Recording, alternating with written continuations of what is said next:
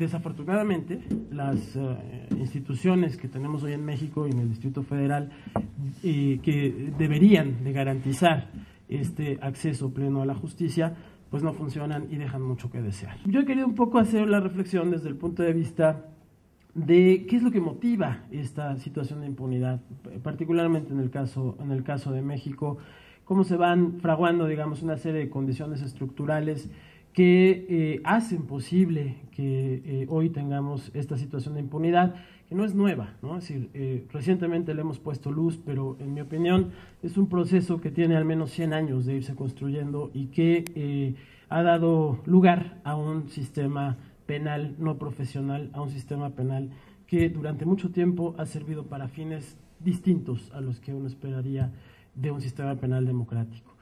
Me parece que podemos coincidir en que a lo largo de estos 100 años hemos construido una policía no profesional, una policía que funciona para otros fines totalmente distintos a los que se esperarían de una policía democrática, un ministerio público subordinado también a lo largo de estos 100 años a la policía judicial, con realmente criterios muy cortos acerca de lo que puede ser la justicia penal y lo que me parece más grave, ¿no? Una justicia débil, unos jueces que han desarrollado su labor a lo largo de todo este tiempo, por lo menos con una doble subordinación, ¿no? La subordinación a los sistemas a los que pertenecen, a los poderes judiciales a los que pertenecen, y por otro lado, una subordinación a la ley. Este sistema que hemos construido, no profesional, insisto, genera condiciones estructurales para diversos tipos de impunidad. Con frecuencia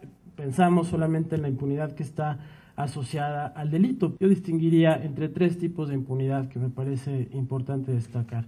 Una que tiene que ver con la llamada cifra oscura, ¿no? Es decir, con todo esto que no se conoce, con el número de delitos, incluyendo, por supuesto, violaciones a derechos humanos que están relacionadas o que que tienen que ver con delitos de los que nadie conoce, de los que no hay ningún tipo de contabilidad y que, como ustedes saben, es difícil de determinar y que no tiene que ver con los datos oficiales que se ofrecen desde las procuradurías o desde las instancias que miden el número de delitos que se cometen a partir de las denuncias presentadas. Un segundo tipo de impunidad, que es la que a nosotros nos interesa más aquí en la comisión, no porque la otra no nos importe, pero ese es tema de otras instituciones, pero una que sí nos importa muchísimo y que me parece ha sido poco tematizada y que tendría que ser más desarrollada también desde la perspectiva del derecho penal, que es la impunidad relacionada con la responsabilidad de servidores públicos. Y un tercer tipo de impunidad que ahora está en la discusión pública, que es el de las víctimas del sistema penal, ¿no? Es decir, así como hay víctimas que no se conocen y que forman parte de la cifra oscura, también hay una importante cantidad de víctimas que no se contabilizan. Algunas de ellas, de algunas de ellas se sabe, pero de la mayoría no se sabe, que son víctimas del sistema penal, o bien porque el Ministerio Público no persiguió el delito como le correspondía hacerlo, o bien porque se equivocó, dejó de lado alguna cosa que tenía que hacer y procesó como si fuese culpable a una persona que en realidad es inocente. También me parece que es importante plantear que esos tipos de impunidad dan lugar a distintos tipos de victimización, ¿no? A distintos procesos de victimización que generan, por supuesto, también distintos tipos de víctimas. Yo identificaba por lo menos cuatro tipos de víctimas. Las víctimas sin nombre, ¿no? Las víctimas, aquellas de las que no conocemos, que forman parte de esa cifra oscura en ocasiones, pero que en otros casos convertimos en cifras. Y aquellas víctimas que sí tienen nombre, en donde distingo 2 tipos, ¿no? Las víctimas que sí tienen nombre pero no tienen poder, y las víctimas que tienen nombre pero tienen poder, ¿no? Que generan 2 tipos de respuesta distinta, sin ánimo de estereotipar.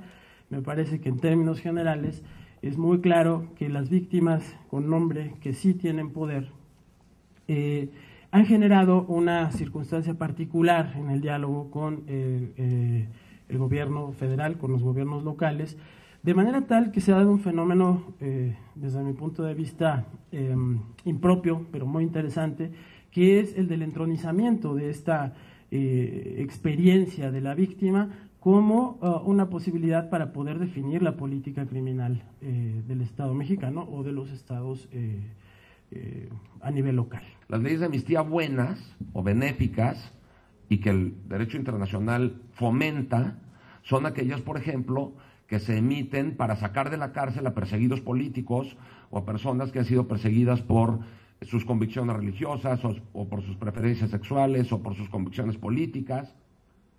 Y esas leyes en realidad lo que hacen no es perdonar a los presos, sino pedirles perdón por haber sido apresados, ¿no? No tenemos una ley de amnistía que haya perdonado a quienes permitieron, fomentaron, toleraron, otorgaron su aquiescencia, armaron, entrenaron al grupo paramilitar que cometió la masacre de Acteal.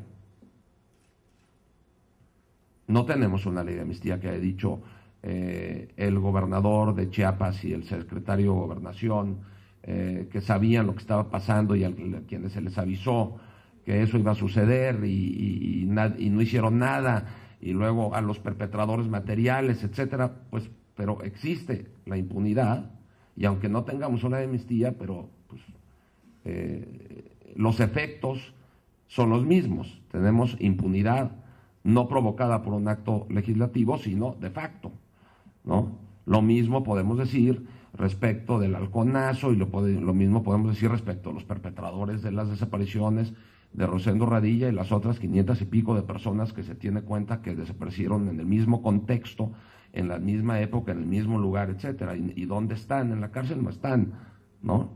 Entonces tenemos una amnistía de facto. Todos los temas prácticamente de derechos humanos de nuestro país pasan o están atravesados por ese concepto que es la rendición de cuentas y el acceso a la justicia.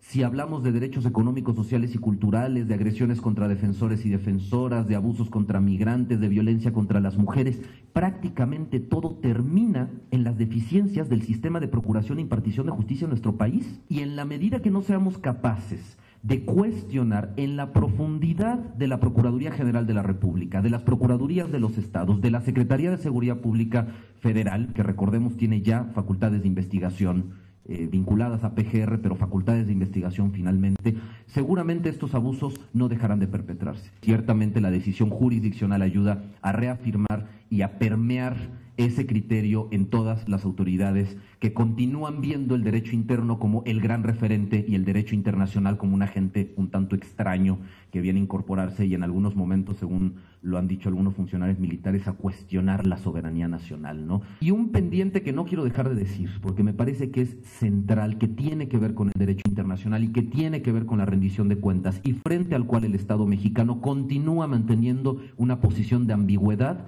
es la firma y la ratificación de uno de los pocos tratados internacionales de derechos humanos que no han sido ratificados por el Estado mexicano. Me refiero a un tratado internacional que tiene un nombre enorme, pero que es muy sencillo en su concepto: el Protocolo Facultativo del Pacto Internacional de Derechos Económicos, Sociales y Culturales. Un tratado internacional que faculta a un comité internacional para hacer una revisión sobre la base de peticiones individuales cuando han sido violados derechos económicos, sociales y culturales de individuos en México. La cultura como elemento de preservación de la memoria requiere una especial atención por parte de todos los organismos que tratan el tema de derechos humanos. La memoria se convierte en un mecanismo de resistencia, de justicia y de comportamiento obligado. Recordar reinterpretando y actualizando la experiencia en el presente, es decir, sin memoria no hay presente ni futuro justo.